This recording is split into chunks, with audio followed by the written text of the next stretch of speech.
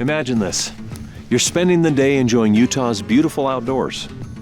Maybe you're on a camping trip. Or you could be cruising around in your OHV. Heck, you might be on a soul-searching journey to find yourself. Who knows? No matter why you're out here, you could come across something like this. Looks like an abandoned mine. Now, by nature, we're all curious. You might be thinking, who built this mine? How long has it been here? And of course, I wonder what's inside. That's perfectly normal. But heading into the mine to explore? That's dangerous, can be illegal, and, well, it's downright dumb.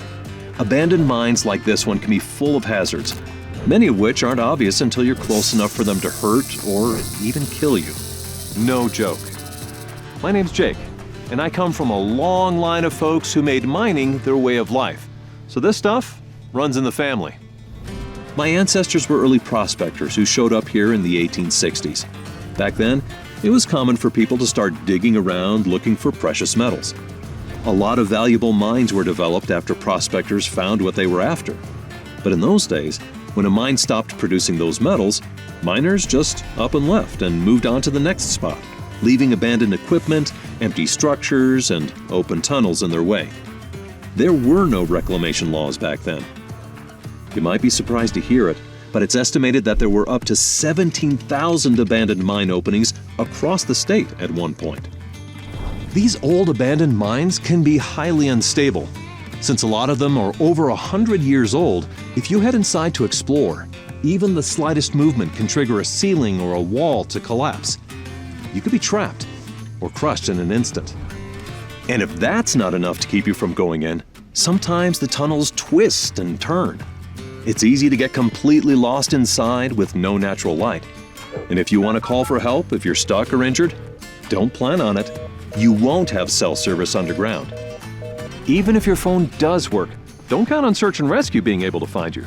Remember, an abandoned mine is just as dangerous for them as it is for you. Now, out here,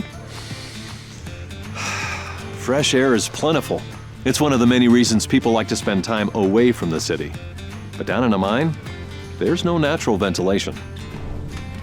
My grandpa used to tell me stories about miners who stumbled into pockets of bad air where there wasn't enough oxygen in the atmosphere. Some lost consciousness and died. If you're exploring an abandoned mine and run into bad air, there's no way to protect yourself since you can't see what you're breathing. You could suffocate before you even realize what's happening.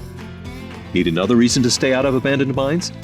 You could stumble into unstable explosives, dangerous chemicals, or wild animals. That's a hard pass from me, thank you very much. Hopefully by now you're picking up the not-so-subtle hint. Going into an abandoned mine, for whatever reason, is not worth the risk to your safety or your life. Now, the state is working hard to clean up the mine mess in Utah. In 1983, they set up the Abandoned Mine Reclamation Program to seal off access to all those mine openings and remove waste. At this point, they've closed approximately 7,000 mines in the state. But that still leaves 10,000 existing openings you need to watch out for. So when you're planning to spend time outdoors, get familiar with the area. Stay on marked trails or within recreation boundaries.